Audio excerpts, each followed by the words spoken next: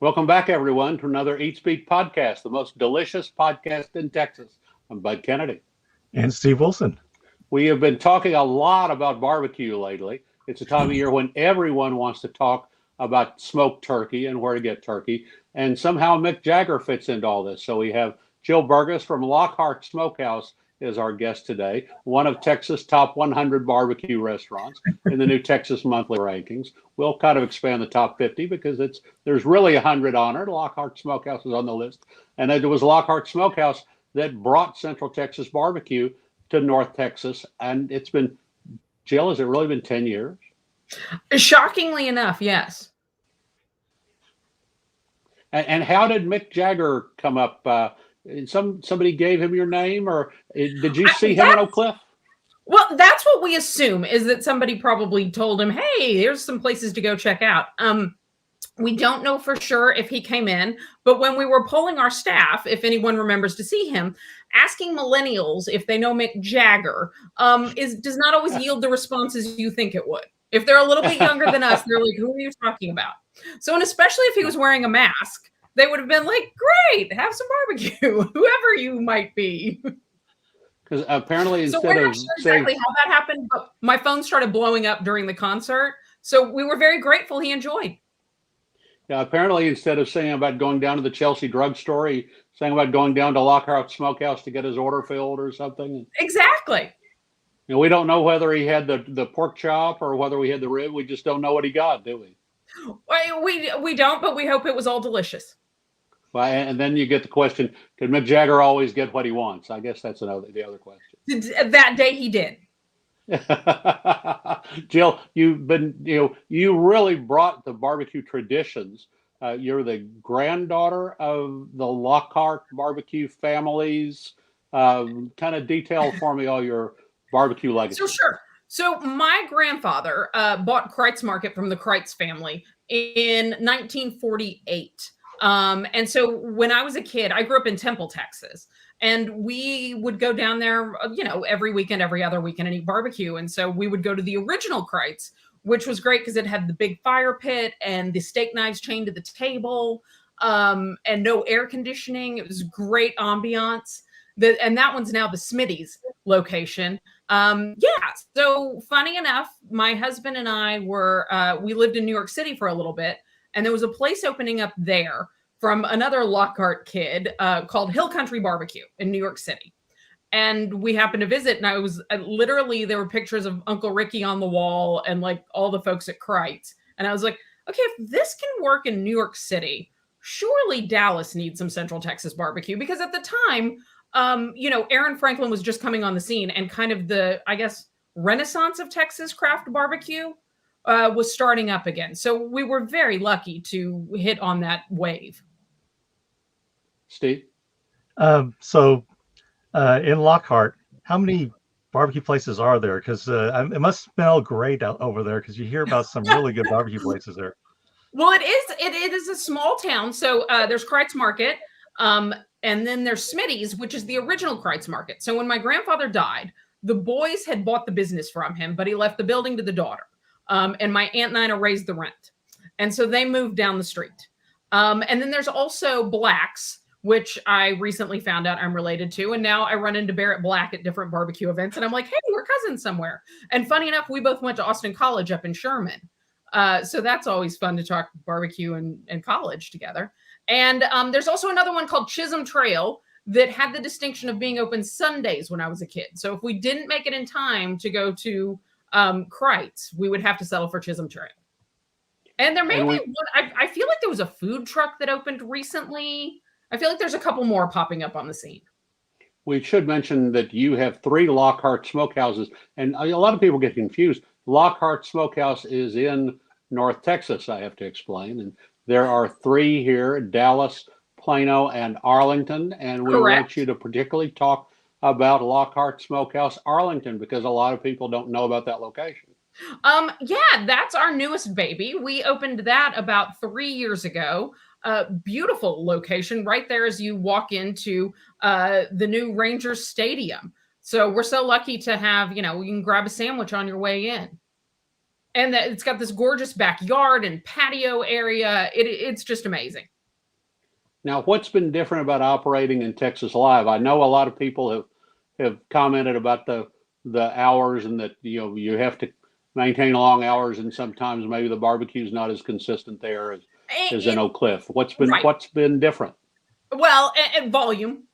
Really, volume, we opened a year before COVID. So just when you're starting to get everything underneath you, then that kind of throws you for a loop.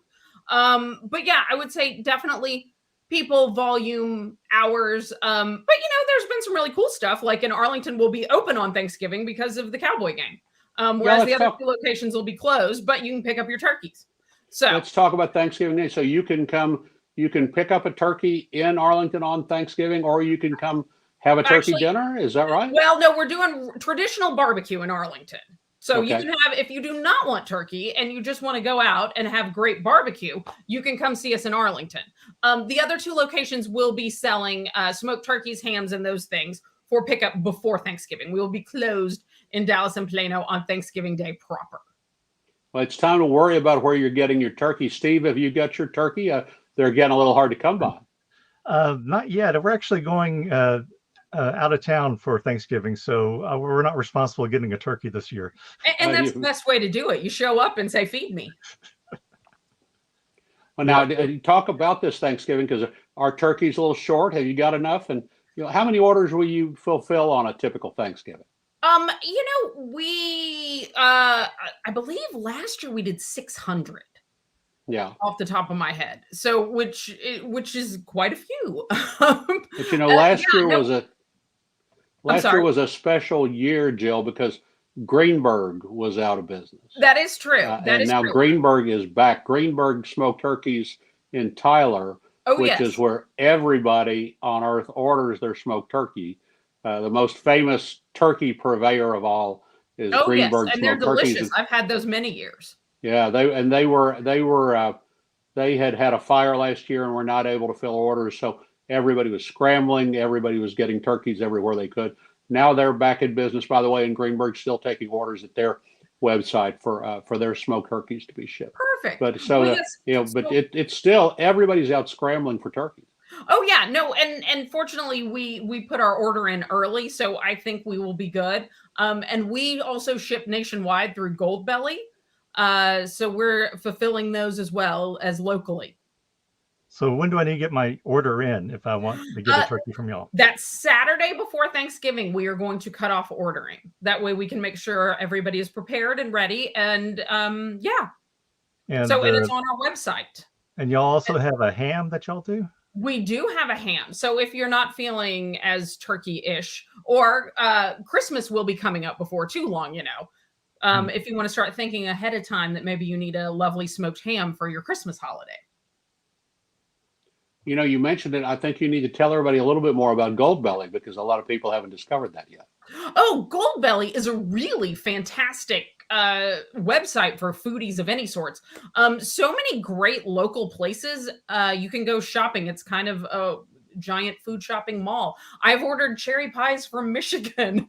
We ship all over. Oh gosh, I got some great, I'm trying to remember. It was like apple pies too. I'm a pie lady. Anyway, you can order just about anything from anywhere on Goldbelly, and they will get it to you in about 2 days. And they're really nice to work with. And if something goes wrong, they're easy to help you fix it. How long have y'all been on? I saw a picture, Steve, of Derek Allen's over here, and Derek Allen has this tiny little restaurant that's in a former, convenience store, but he was walking through rows and rows of all of his Goldbelly ham orders for the holidays. Yeah. And it's just, how long have y'all been on it? Goldbelly's just a great, a great sales, tool for all these little operators. Oh, absolutely. We've been on there 2, maybe 3 years. And when they first approached us, I talked to Wayne Mueller down at Louis Mueller's, and I was like, "Okay, Wayne, you're on there. How's it to work with?" So he gave him the green light, and I figure if Wayne says it's okay, I can do it. So how far away have you shipped something? Have you shipped something to Europe or anything? Or? No, we're only in the lower 48 continental. Mm-hmm. So pretty much we've gone to. I want to go back and ask you about Thanksgiving. So if people come for barbecue on Thanksgiving, isn't it crowded coming to Arlington? What what are the best times to come to Lockhart in Arlington over the holiday weekend, or do you come during a Cowboys game? When's the easiest time to come? I would say, well, parking is going to be challenging on the Cowboys day. So in my mind, I think you would want to work around those if you're, because inevitably you still get hung up in those things. So I think coming around the Cowboys game, anytime that weekend will be great. So if it's like first time to Lockhart and Arlington at the Cowboys deal, what would you suggest somebody to order when they go there? Well, I think a rule of thumb, and you guys are barbecue guys, you can't go wrong with the Texas Trinity, right? Your brisket, your ribs, your sausage. That's a great way to start for anybody. I also happen to like our chicken a lot. Our turkey, our just smoked turkey breast, I think is fantastic. If it's a specials day, depending on if it's burn ends or prime rib, I like those too. But if you start with the Texas Trinity and add on from there, you can't really go wrong.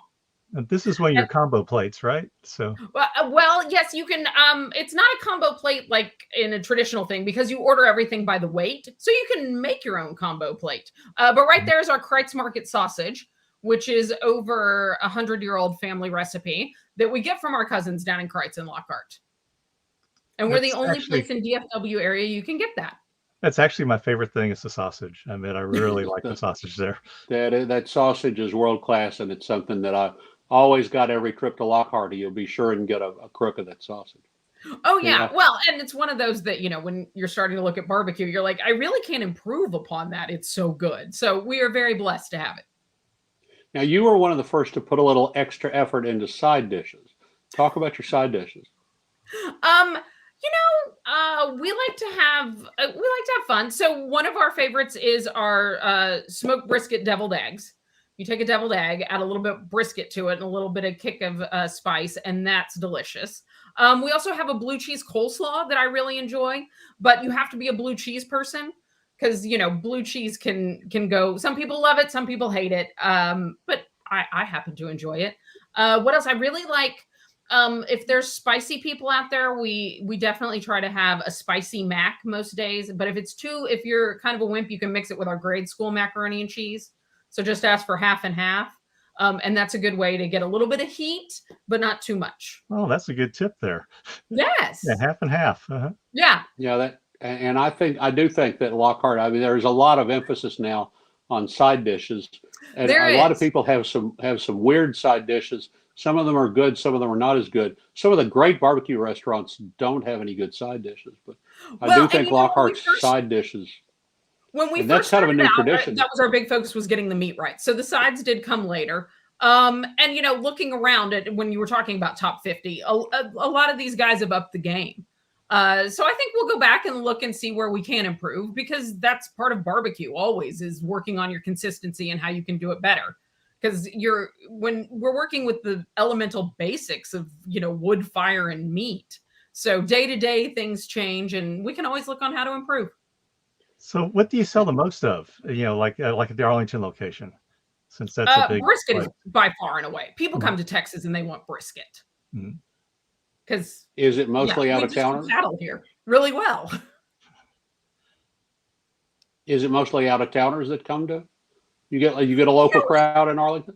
There's a decent local crowd, absolutely, but on big event days, and like we just had the big game out there that they turned Globe Life Field into the football field.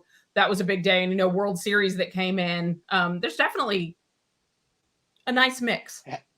How much has the new Arlington barbecue scene helped you when people come to Brandon Hurtado's, or when they come to Goldie's? Do they come by Lockhart too? I honestly don't know. I need to quiz them more. I haven't checked the t-shirts out on what they're wearing. Do you have lines out there at 8 a.m? No, I'm kidding. Actually, people could come to Lockhart without waiting in line for 3 hours. That's the important thing to say. I'm so excited for the Goldies folks too, to get to experience all that fun. It is nice looking at that list and seeing all the youngins on there. Because it's really cool that we're being able to carry this tradition on when you think about how long people have been barbecuing in Texas. So all the emphasis now on the top 50 and the way the list has changed, Well, tell me what you've seen since you got into the barbecue business here, and how you've seen the Texas barbecue market grow. Well, I think we were number 51 on the top 50 list. Us and the other 50 folks on there. So we're all just going to claim 51 tie together. I think Texas barbecue, I mean, as we've seen, it's a worldwide sensation. I mean, there was a place in Paris. There's a great place apparently in Scandinavia. And I think here locally, we just have DFW is constantly growing. So there's enough room for all of us, fortunately. And we all do something a little different. I mean, people like to compare and go, well, I like this place better than this place, and I like this place. You know what? Try us all. You can now you don't have to go to Lockhart anymore for a great day trip to sample barbecue. I mean, think about how busy they can keep you in Fort Worth and or Dallas, or the two combined. We have so many great places. And I mentioned Hurtado and Goldie's. Zavala's, of course, is the other that's in your area. Zavala's in Grand Prairie. So you could really have 4 craft barbecue meals. World-class barbecue places, absolutely. Within 10 miles. Yeah, you could hit 4 places, just in an afternoon in Arlington. So right. And that sounds fun too. So do you run out of brisket, at our Arlington location, or is that something that we try really hard not to. Uh-huh. So how many briskets, like on a Cowboy game, how many briskets would you be fixing? Oh gosh. All right, I'll have to get back to you on that with an exact number, because I don't want to say something and be wrong, and then my pit master there is going to get mad at me. Oh, okay. No, that's okay. I just was curious. I was going to say, because I've seen, the pictures look like it was a really crowded place. So. Oh yeah, and we do have 6 pits going out there. Mm-hmm.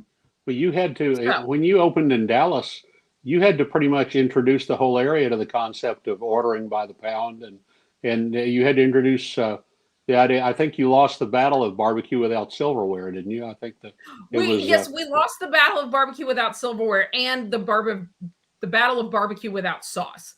We learned very quickly when you tell people that they can't have something, they want it all the more. So that was a good learning pivot. So now we have sauce. Now we have forks. I tried to explain to people that when I went to Kreitz in Lockhart, that you got a big butcher paper covered with meat. You got white bread to use to pick it up with, and there was no silverware. There was a knife chained at the end of the table. If you found a piece of beef you needed to use your knife on, you go down to the end of the table and cut it with a community knife, and then come back and sit down. But the only silver was the one knife at the end of the table for everybody to use. And that's chained down, right? You said you put a chain on it. God gave you forks at the end of your hands. That's right. You can pick it up yourself. And Kreitz now has sauce as well. So the sauce folks have won. Silverware and sauce. Silverware and sauce have made their debut. Right, exactly. We're civilized now. See, it's all those Neiman's customers from Dallas that broke you into silverware and sauce. They've made you do things the Dallas way. But and the guys coming in with ties too. Like they were like, what? Yeah. And then the Dallas way, and you brought I won't say you brought the Dallas way to Arlington. You brought the Central Texas Lockhart way to Arlington. That's what we like to say. We're never going to replace a great trip to Arlington, but when you have the hankering, you can have Central Texas barbecue without fighting I-35. Is there anything else we need to tell people about barbecue, and what should they read when they read the top 50 lists and they see these long lines and they when everybody's going crazy? What should people really look for in judging their own favorite barbecue place? I think even if they didn't make the top 50 list, I mean, there's still so many great places out there, and restaurants in general right now can all use our support. So give it a little bit before you go stand in line if you're not a patient person. But the psychology of the line can be really fun too. If you have a cold beer and you're standing around for a couple hours and you bring your lawn chair to hang out with, that's always a great day. But wherever your local barbecue place is, talk to them, see how they're doing, go visit them. If you don't like something, don't write about it on the internet, email them. We all want to do better. And we all have our own struggles right now between labor costs, food shortages, all that fun stuff. So it's all an adventure, and we'd all like to be here to serve you next year. So let's play nicely. Now, if we actually want to go to Lockhart, to Yes. Lockhart, is there anything there that y'all serve that you don't serve at your other restaurants? Well, at Kreitz Market proper. Yeah. Just if we, because it seems like that'd be a great barbecue trip to hit all the places there. Oh, absolutely, absolutely. They had shoulder once upon a time. They had lamb, I think. Right. Well, we also have shoulder clawed because my grandfather liked it because it has less of a shrink than brisket, so it was a much more reliable cut. So yeah, they have shoulder clawed. They have lamb. We learned how to do prime rib from them. What else? Oh, they have some great little breakfast sausages at Kreitz Market. Every time I go through there, my dad will pick those up, and they are wonderful scrambled with eggs. What else do they have? I'm trying to think. And of course, I'm blanking right off the top of my head, but it's just such a great experience to go and see the massive, I mean, because Kreitz Market is ginormous now, and the beautiful barbecue palace there. And then also to go to Smitty's and get a feeling of the really rustic, that fire is still going. And from last I heard, I think only one person had fallen in. They finally had to put a grate covering it, so it wasn't wide open. I didn't fall in. The smell was good. I was leaning over, and of course, if it's a really cold day, you want to get close to that fire. Right, and that's one of the party bonuses. This is the best time of year for barbecue because you walk in and you're like, "Ooh, that pit feels nice." Yeah, that leads to the ambiance. And Lockhart's easy to get to now. We should point out because it's on the toll road from Austin to Seguin and San Antonio. Parkway. You can go down to Lockhart and have a day trip and come back and have kind of visited. Now that's the 4 shrines of Texas barbecue are the 4 restaurants in Lockhart. Or you can just stay here and go to Lockhart Smokehouse. And tell people again, it's in Texas Live in Arlington. So yes, in Texas Live in Arlington, which is a great fun facility. Come out whenever to watch anything. It's amazing place. We also have locations in the Bishop Arts District and in Old Downtown Plano. And is it lunch and dinner every day in Arlington, the Texas Live? Every day, yes. So Sunday, Monday, the usual off days for everybody else, days that everybody else took the day off, you could come out to Lockhart Smokehouse. Right. We decided we pay rent every day. So thus far, we've managed to stay open every day. And people will ask about parking. If there's not a game day, is there pretty convenient parking? Yeah, it's pretty easy if there's not a game going on. Okay. Steve, any other questions? No, I think, I think I'm going to make that trip to Lockhart. It's been a little while since I've been there. So I think it's to be a nice, post-COVID kind of trip thing to do. Absolutely. He's driving right past Arlington. He's thinking about that day trip to Lockhart. No. And you hit west for kolaches on the way down, and then you can zip around. And Roy is the pit master down in Lockhart, who is a lovely gentleman and will cut you anything you need. So we tell him you sent us if we went to Absolutely. If we go to Kreitz? Yes. And you stop at Garrick's in West, by the way, for kolaches, which is behind the check stop. Garrick's is where the people in West go for their kolaches. Okay, it's this big puffy I've always kolache. read about that, and I need to go hit that because Garrick's. Inevitably we're pressed for time or something. But yes, Garrick's is on my list to try. Let's do a big road trip. We've actually made the trip where we went to Garrick's. Then we made intermediate stops on our way to Lockhart at Louis Muller's and at Southside Market. Then we went to Lockhart, and then we came back and had pie in Austin and came back. So that's nice. Well, in Belton, there's Miller's Smokehouse too. Yeah, and that's been great. All the way down. Yeah, you don't have to get off 35 if you're going through Belton. You can go to Miller's and have a great little barbecue lunch. So. Oh yeah. So, Steve, you'll be sure and tell him Jill sent you if you want to. Yeah, that's what I'm going to do. Please do. Yes, and honestly, that's one of the greatest things about barbecue is we all love and support each other and want each other to do well. So it's really a great community. Well, Jill, thank you so much. You represent the legacies in North Texas. We don't have the Miller family here. We don't have the Cooper's folks. We have an outpost, but not a whole Cooper operation. You represent the great original founding families of Texas barbecue. And thank you now for everything you do and for what you're doing to cope with the new wave of barbecue and to show all the kids how it's done. Well, hey, what a great time to be in barbecue. Thanks for being on the Eat Speed podcast. Until next time, I'm Bud Kennedy. And Steve Wilson.